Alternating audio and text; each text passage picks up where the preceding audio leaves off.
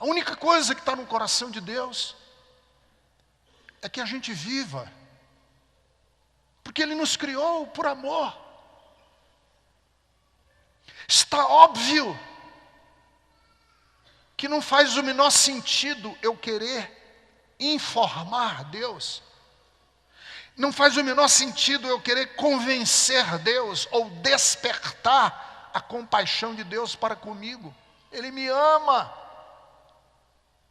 Não faz o menor sentido a gente se concentrar em fazer um culto que destrave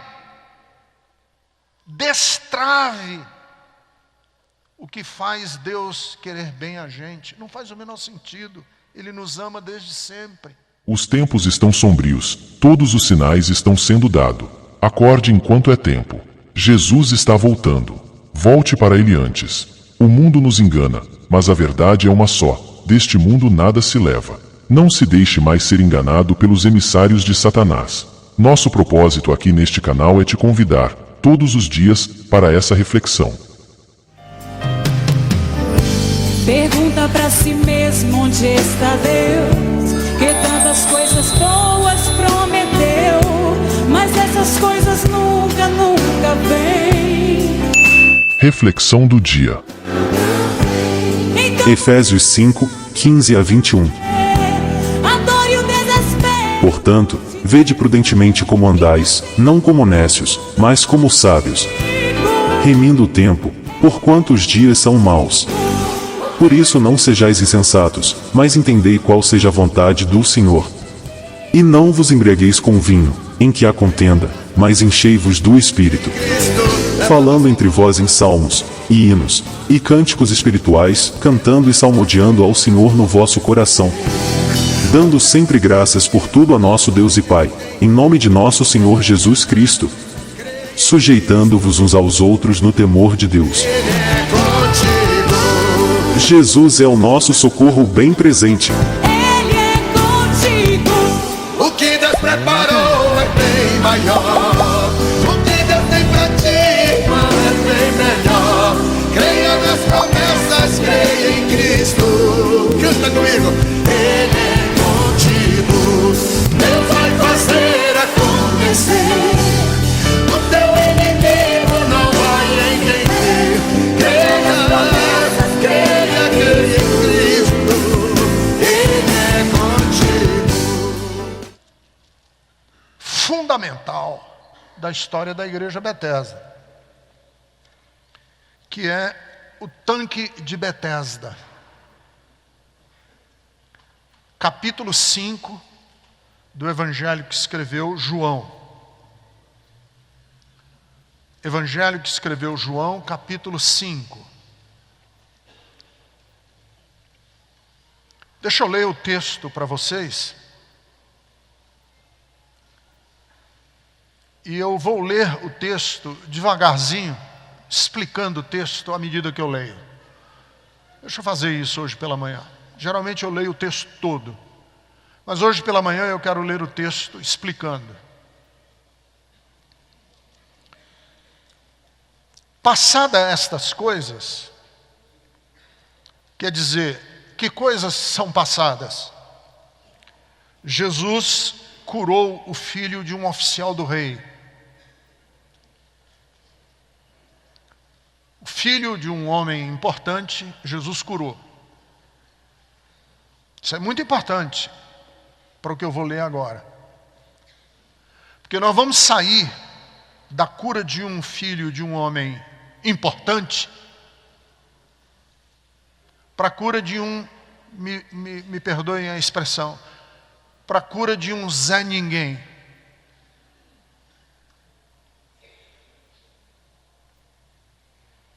Passadas essas coisas, quer dizer, a cura desse homem importante, do filho desse homem importante, havia uma festa dos judeus e Jesus subiu para Jerusalém.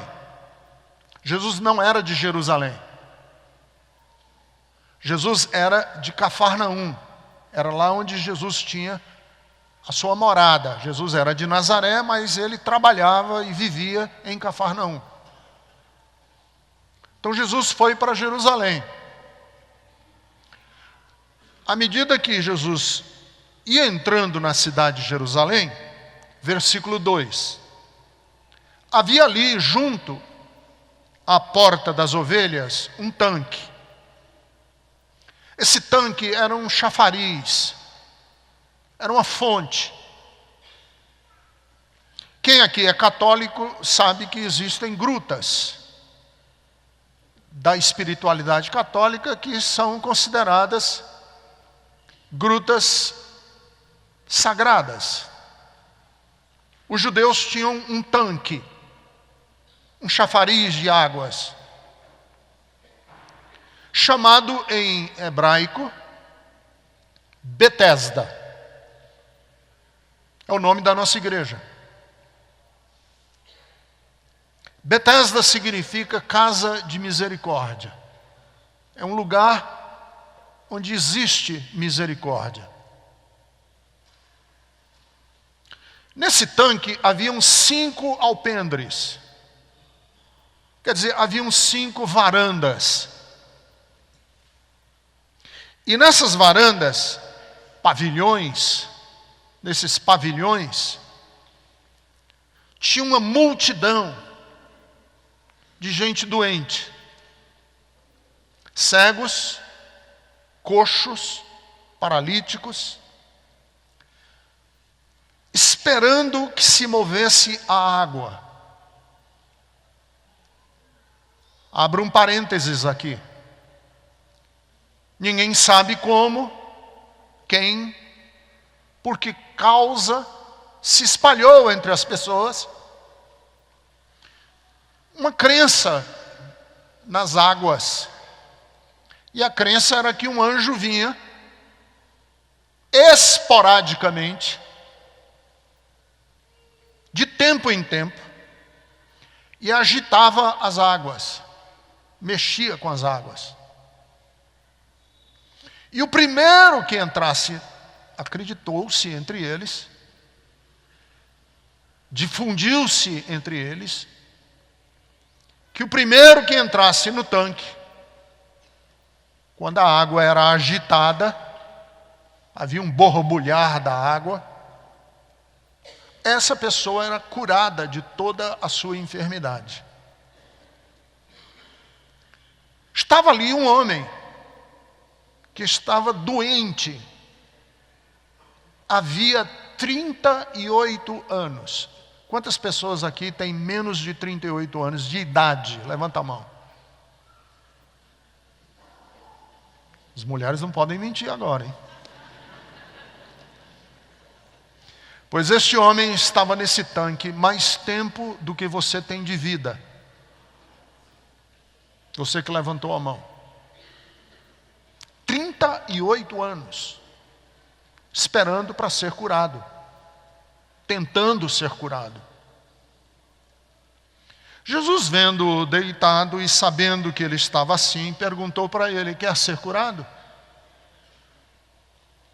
O homem respondeu: Senhor, eu não tenho ninguém que me ponha no tanque quando a água é agitada. Ora, qual era a lógica do tanque? Vinha um anjo, mexia com a água, o que pulasse na água era curado.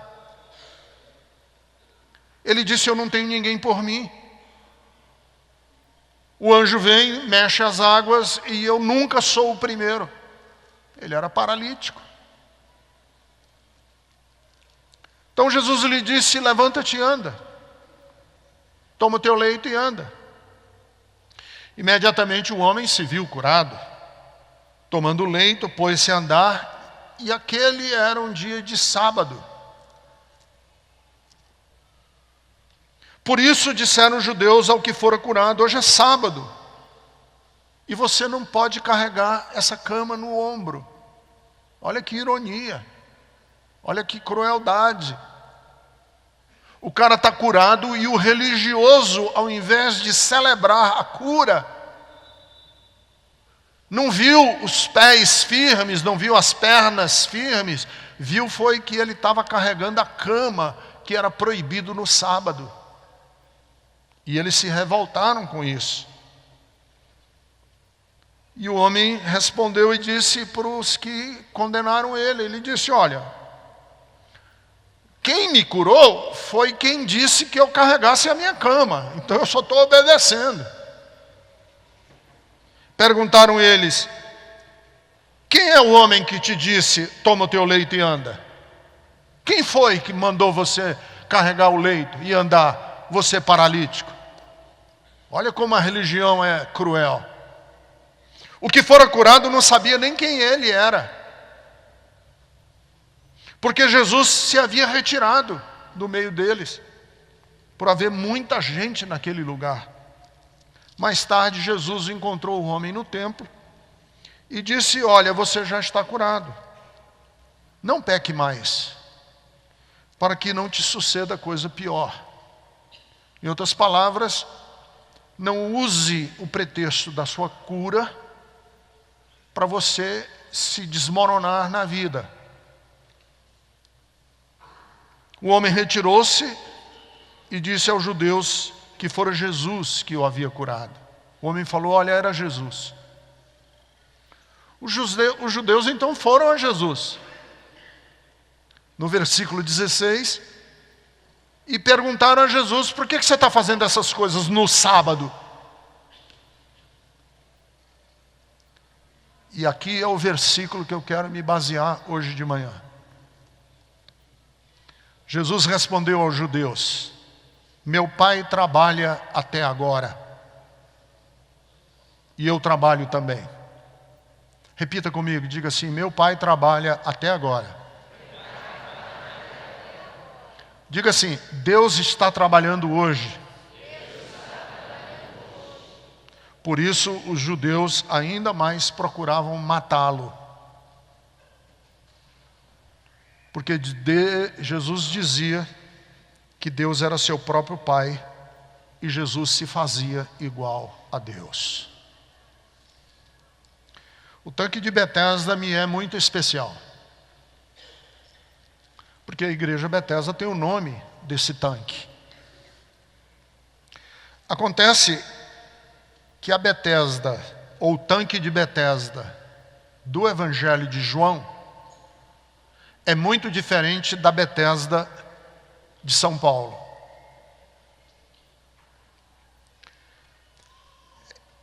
Esse tanque de Betesda que está aqui, na Bíblia, era um lugar cruel, terrível.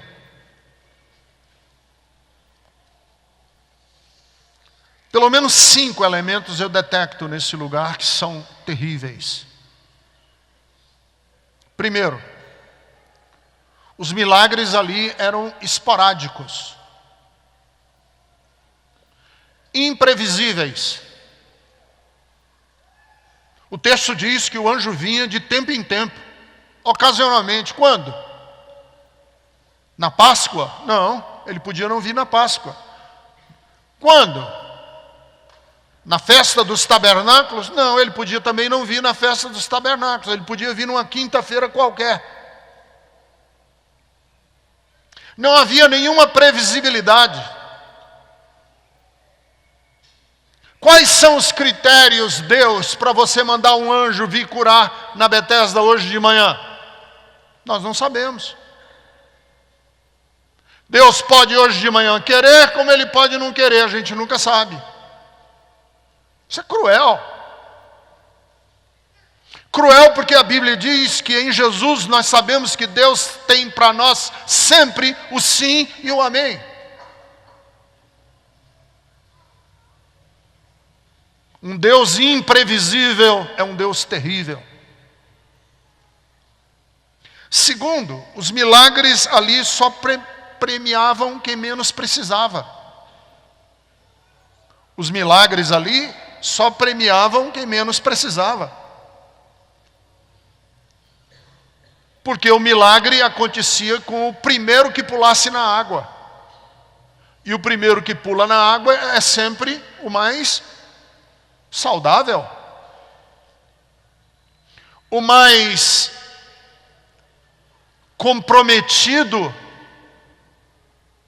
mais paralisado, o mais carente jamais ia entrar na água primeiro. Se eu digo aqui, Deus vai dar um milagre para o mais crente, para o mais fiel. Hoje de manhã, quem vai ganhar o milagre é o mais santo.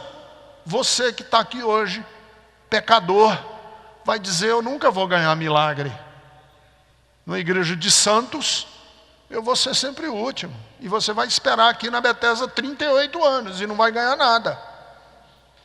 Porque sempre tem alguém mais santo do que a gente, concorda? Eu conheço um monte de pastor que é bem mais santo do que eu.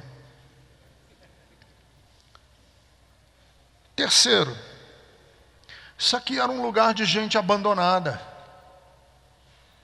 Jesus disse, se você quer ser curado, ele disse, eu não tenho ninguém por mim. Olha que cruel.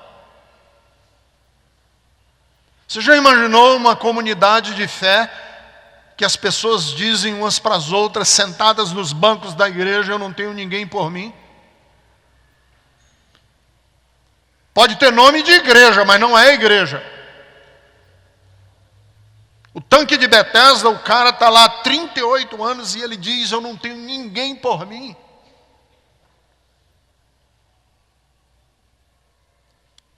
Não tenho ninguém que se importe com a minha sorte. E em quarto lugar, isso aqui era um lugar terrível, porque Deus estava preso ao sábado.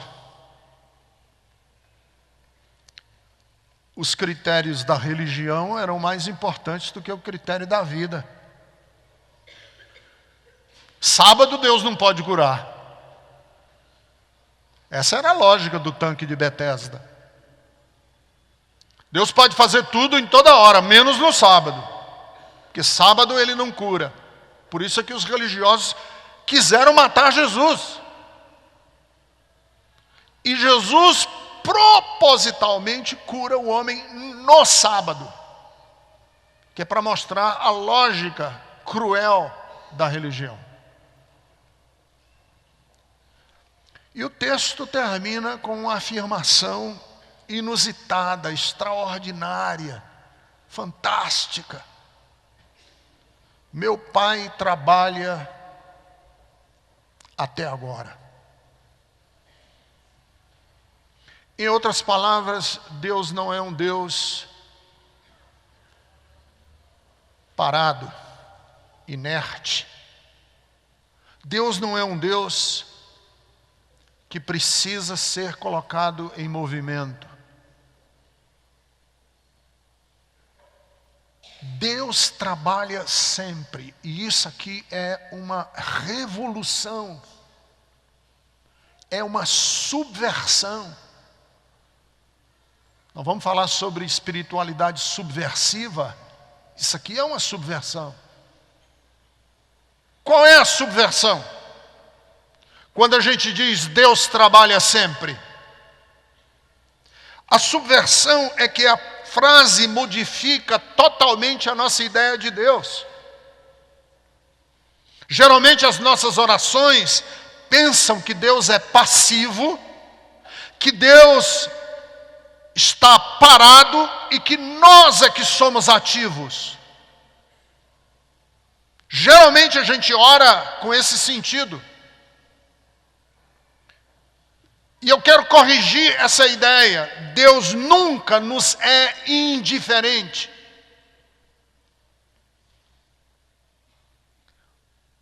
Queiruga, um teólogo espanhol, ele dizia assim: Deus é sempre pura iniciativa. Linda essa frase. Deus é sempre pura iniciativa.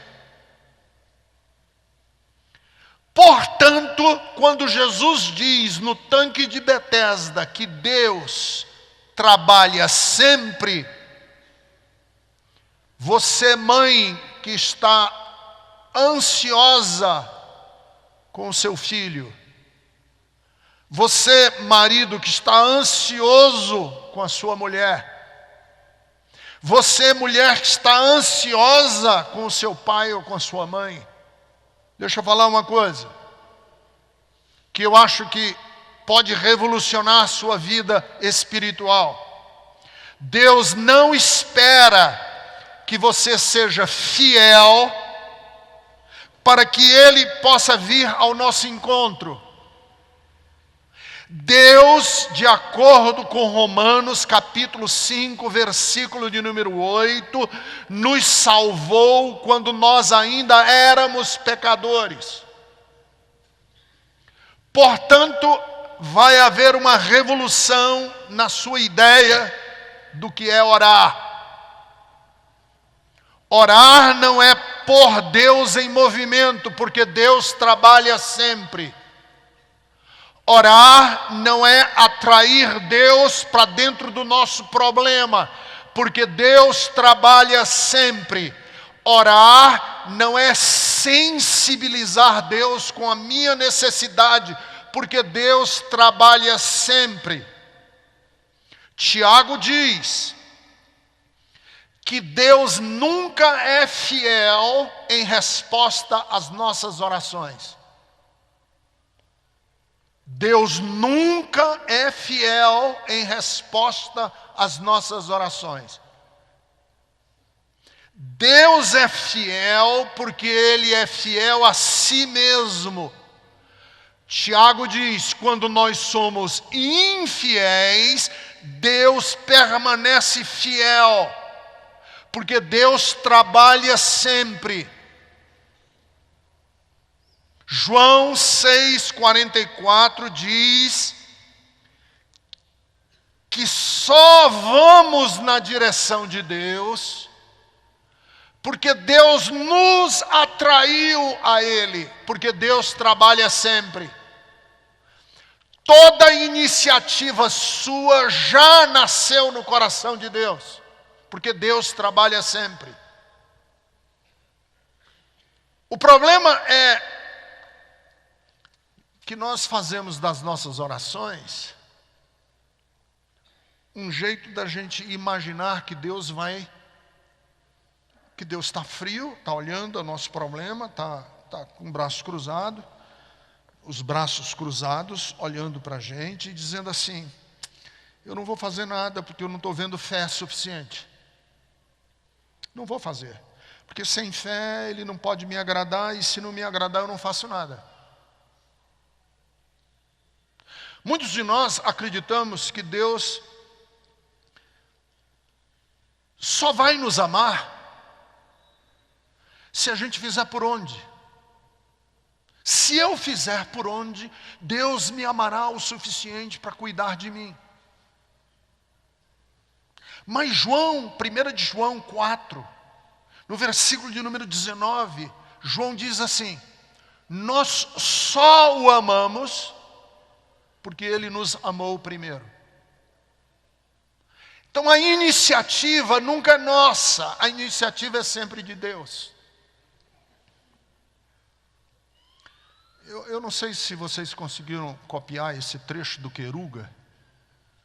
Conseguiram? Esse trecho do Queiruga, eu queria ler com vocês, devagarzinho, aqui na tela. Queiruga diz assim, contra todas as aparências, não somos nós que, suportando o peso originário do trabalho, solicitamos que Deus, até então quieto, decida a nos ajudar. É Ele que amor eternamente em ato. Olha que coisa linda a respeito de Deus. Deus é amor eternamente em ato. Não é lindo isso?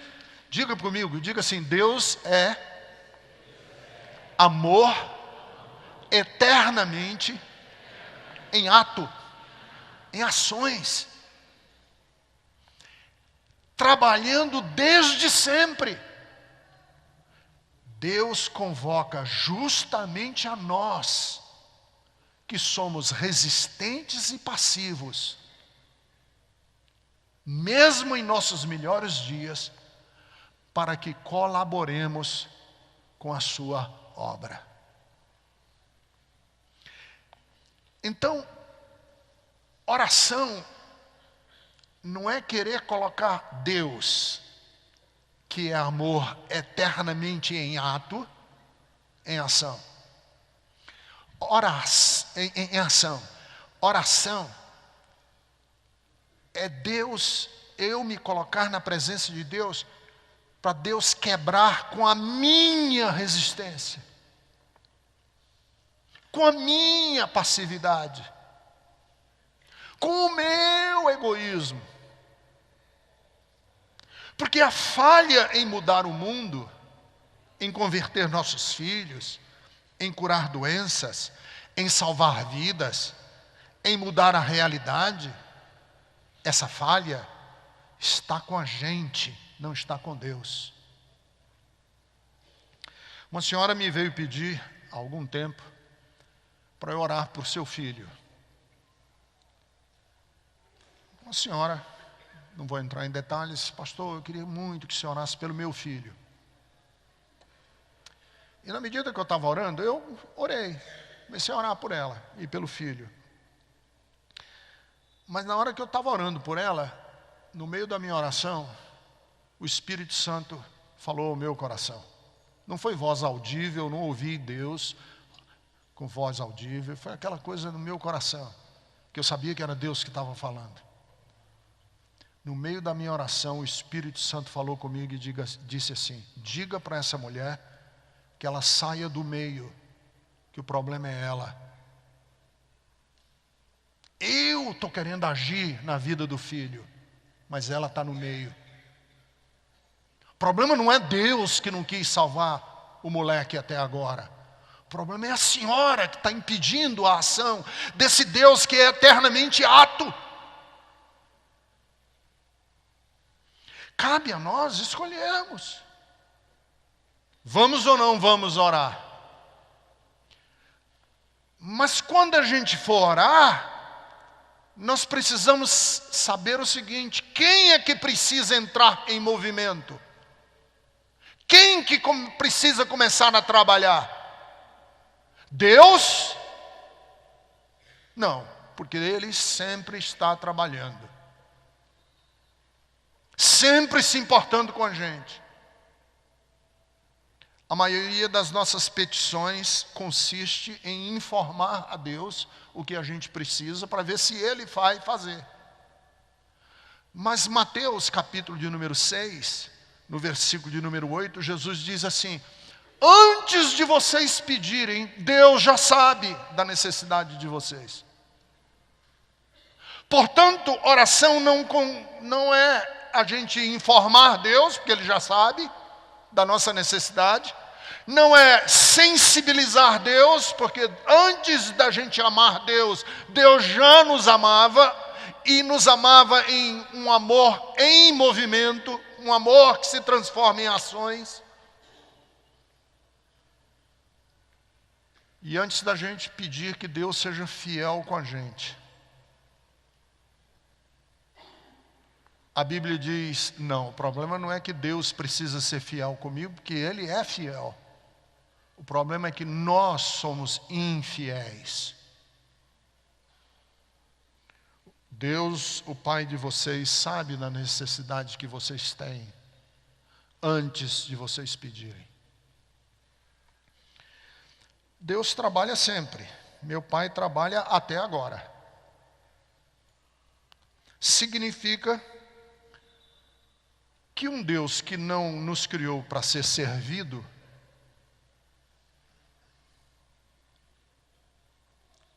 Deus trabalha por nós. Deus trabalha sempre, mas Ele trabalha por quem? Ele trabalha por você, por mim. E quais são os critérios de Deus trabalhar por você e de Deus trabalhar por mim? Não são fidelidade. Porque se formos infiéis, Ele permanece fiel. Não é obediência. Porque um homem que teve o filho curado disse: Senhor, ajuda-me na minha incredulidade. Não é santidade, porque Jesus morreu por nós quando nós ainda éramos inimigos de Deus. Quais são os critérios de Deus trabalhar por nós? Pura gratuidade.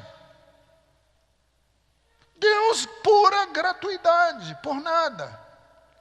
Às vezes eu imagino assim um diálogo de Deus com o diabo, e Deus dizendo assim: eu não acredito que você vai abençoar a vida do Ricardo. Deus disse: vou. Mas o Ricardo Gondim você vai abençoar? Deus disse: vou. Quais são os teus critérios, Deus, para abençoar a vida do Ricardo Gondim? Nenhum, eu quero. E eu não tenho satisfação a dar a ninguém. Porque ele é meu filho. Deus trabalha por nós porque Deus não nos criou para Ele ser servido. Deus não criou a gente para a gente servir a Ele. Olha, se Deus tivesse criado a gente para a gente servir a Ele, seria desnecessário o nosso serviço, porque Deus já tem o serviço dos anjos. Deus não precisa de você. Deus já tem anjos. Deus não está numa crise de autoestima lá no céu, assim, dizendo assim: ninguém me ama. Ai, ninguém me quer. Aí a gente, espera aí, Deus, não fique assim triste não. Louvado seja o teu nome. Aí Deus diz: agora eu estou melhor, agora eu estou melhor. Deus não está assim no céu. Deus não está numa crise de autoestima dizendo assim: vamos lá, louvor, louvor, louvor. Imagine eu chegar em casa com uma crise de autoestima e dizer para meus filhos: vamos. Louvado seja o Gondim, louvado seja o Gondim. Todo mundo dentro de casa, vamos lá. E vocês aqui também, vamos lá, todo mundo, vamos. Digam. Você vai dizer: esse cara é doente. Esse Gondim está doente. Por que a gente projeta isso em Deus? Ele sentado num trono, velhinho, dizendo assim: só quando vocês me adorarem o suficiente, eu vou abençoar vocês. É uma ideia grotesca de Deus. Porque nós cremos na Trindade. Eu creio na Trindade. E eu creio na Trindade como uma verdade lindíssima do ser de Deus. Deus é trino porque Ele convive em si mesmo numa relação de amor. Deus não é um solitário. Então, quando Deus criou você, Ele não estava precisando de companhia. Porque Deus já é trino. Ele não estava numa carência de companhia. Então, um Deus que nos criou por amor. Deixa eu fazer uma pergunta para você. Um Deus Pai ou um Deus Mãe, porque Deus também é mãe, que desde sempre, não quer outra coisa, senão a nossa plenitude. A única coisa que está no coração de Deus é que a gente viva, porque Ele nos criou por amor. Está óbvio que não faz o menor sentido eu querer informar Deus. Não faz o menor sentido eu querer convencer Deus ou despertar a compaixão de Deus para comigo. Ele me ama.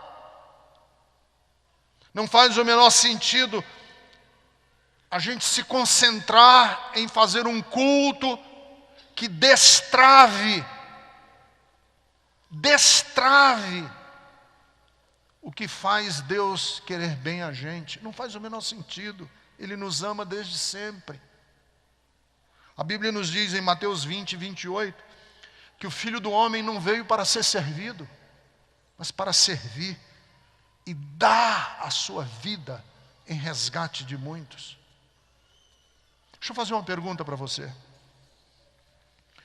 Qual pessoa, por mais cruel, qual pai, qual a mãe, por mais cruel que fosse, se você tivesse à sua disposição a cura do câncer, você negaria a um dos seus filhos? Não, responda para mim. Qual pai aqui, por mais cruel que seja, mais egoísta que seja,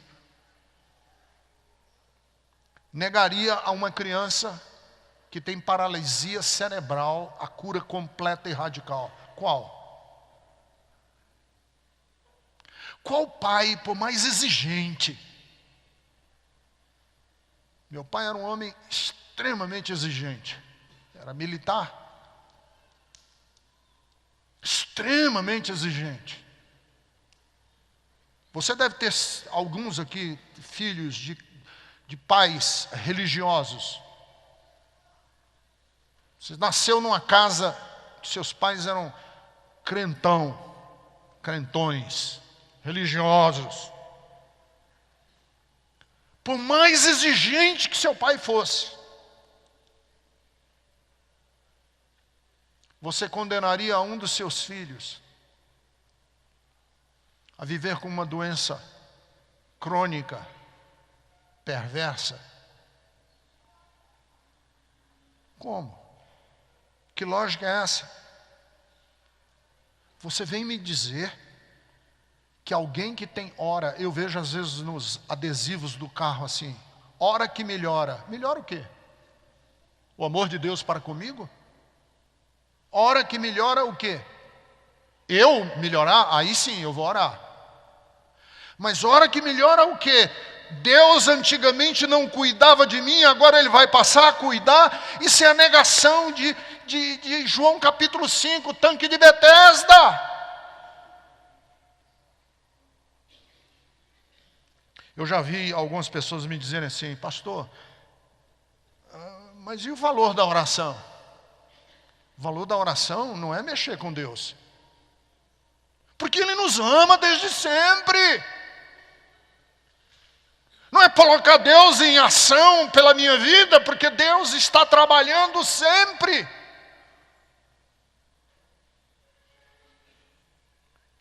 Orar é você entender a sua condição de filho. Você sabe uma coisa que ultimamente eu, assim, não gosto? Desculpem. Eu não gosto. É gente que põe no perfil do Facebook, servo do Deus Altíssimo. Você sabe por quê? Ou põe no Twitter, ou no Instagram, serva de Deus. Parece um título lindo, né? Você sabe o que é que significa a palavra servo? Servo significa escravo. Deixa eu falar. O grande objetivo do Evangelho é fazer com que você deixe de se sentir servo. Já não sou mais servo de Deus, eu sou amigo de Deus. E a oração é abrir os meus olhos de que eu sou filho de Deus. Porque na parábola do pródigo, o filho foi para casa querendo ser recebido como servo. E o pai recebeu ele como filho. Colocou um anel no dedo, alparca nos pés. E colocou um manto sobre os ombros. E disse, vamos celebrar porque o meu filho estava perdido e foi achado. Eu não quero ser servo, eu quero ser filho. E oração é eu descobrir que sou filho. E se eu sou filho, e eu uso da seguinte lógica, qual é o pai que está aqui hoje de manhã, que sabendo do filho e da necessidade do filho, só vai atender, só vai alcançar, se souber que o filho orou, que o filho jejuou, que o filho deu dinheiro, que o filho foi obediente. Qual é o pai? A Bíblia Sagrada nos diz no Salmo de número 100, versículo de número 5, o Senhor é bom e a sua misericórdia se estende de geração em geração. E Deus nunca vai tratar você segundo os critérios da religião do tanque de Betesda. Deus trata a gente como filhos amados.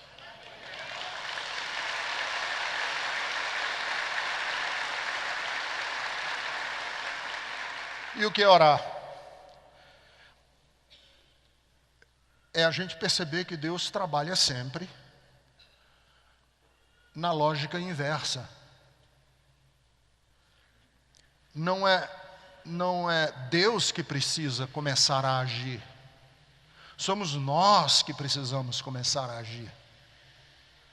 Portanto, Deus trabalha desde sempre a nos convidar, a nos interpelar, a pedir, quem pede é Deus.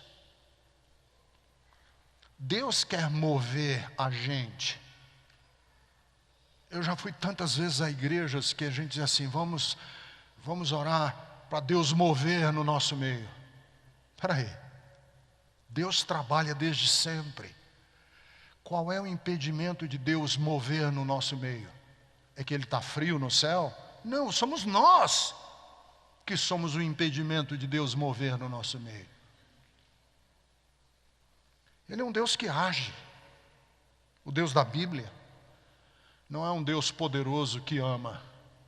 O Deus da Bíblia é um Deus que é amor, e é um amor todo-poderoso. Ele é mais que Pai, porque Ele é o Pai amado de Jesus. Jesus nunca falou com Deus, a não ser na cruz, quando Ele disse, meu Deus, por que me abandonaste? Porque Ele estava citando um salmo. Mas todas as vezes que Jesus se referiu a Deus, Ele se referiu como Pai. Sempre que Jesus orou a Deus, Ele orou a Deus como Pai. Então, às vezes eu vejo coisas assim que eu acho estranhas. Por exemplo, teve um terremoto no Haiti. Aí começou uma hashtag nas redes sociais. Ora pelo Haiti. Orar pelo Haiti? Como assim? Tá tendo uma epidemia de cólera na Somália e no Iêmen. Cólera, para quem não sabe aqui, é uma doença terrível, que dá diarreia, desinteria, e as pessoas perdem todo o líquido do corpo e desidratam em questão de horas e morrem. Vamos orar pela Somália. Vamos orar pela Somália? Para Deus acabar com a cólera. Como assim? A cólera da Somália? Você está dizendo que Deus não ama o povo da Somália? E aí nós vamos orar para Deus começar a orar, a amar? Como assim? A cólera da Somália tem a ver com os humanos. Não é Deus que tem que vir lá do céu. É até mais confortável para a gente joga para Deus, vamos orar. Se Deus fizer, Ele faz. Se Ele não fizer, esse povo morre. Porque dependemos do Senhor sempre, não é, irmãos amados? Aleluia. E aí a gente joga a responsabilidade para os ombros de Deus e a gente vai para casa comer pizza. Seria igual eu ir no hospital do câncer e orar para Deus. Senhor, esvazia todos os leitos aqui, principalmente das crianças do hospital do câncer.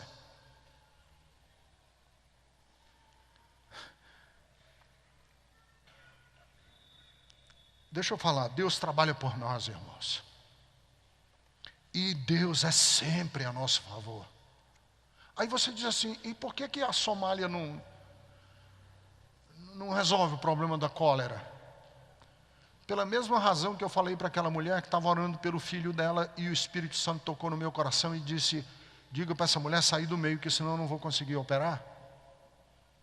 Diga para a indústria armamentícia sair do meio, porque enquanto eles não saírem do meio e estiverem vendendo armas para terrorista, para guerrilheiro, enquanto eles estiverem ganhando dinheiro com fuzil e com bomba, não vai resolver o problema do cólera. Não vai resolver o problema. Se você não sair do meio, ou se tornar um agente transformador, porque Deus está trabalhando sempre.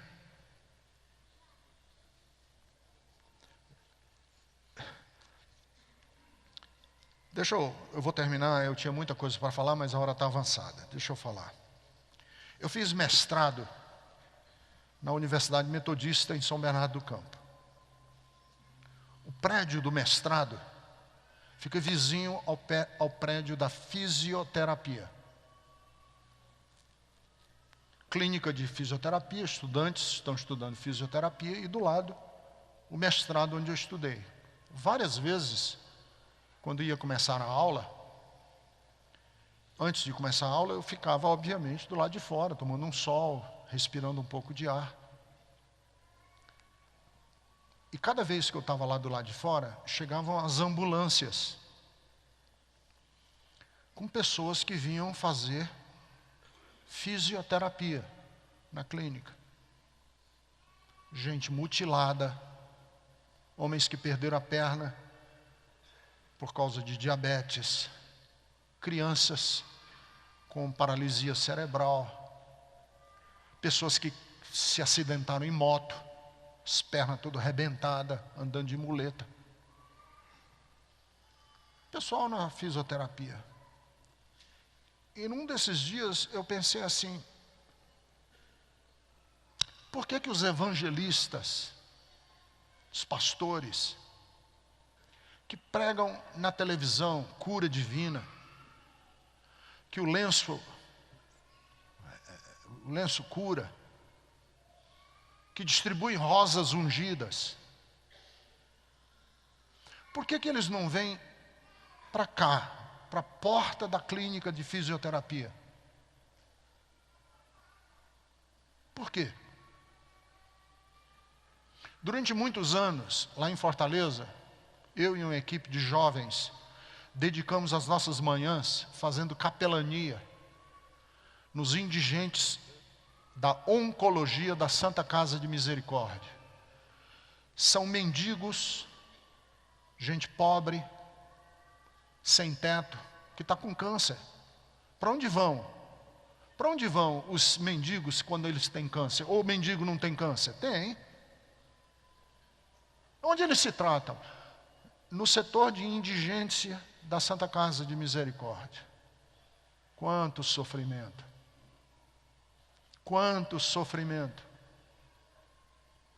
Por que os evangelistas, quando pregam cura divina, pregam dentro de igrejas?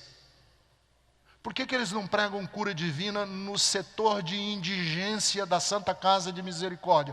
Por quê? Sabe por quê? Porque no fundo ninguém está interessado em ver Deus agir.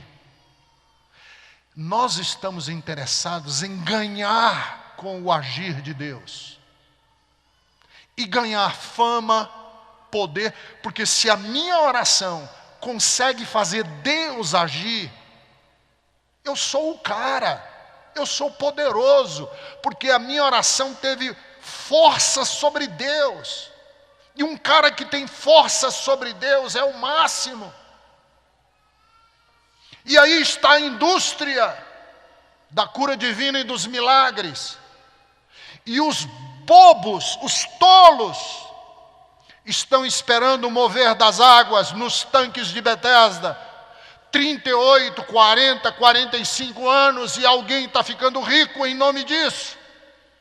Porque está vendendo uma tese de que Deus não move, de que Deus é inativo, de que Deus é passivo, de que Deus não é por nós. E eu vou ensinar você o segredo de fazer Deus ser por você. E se eu ensino o segredo de Deus ser por você, eu é que sou o cara. E isso é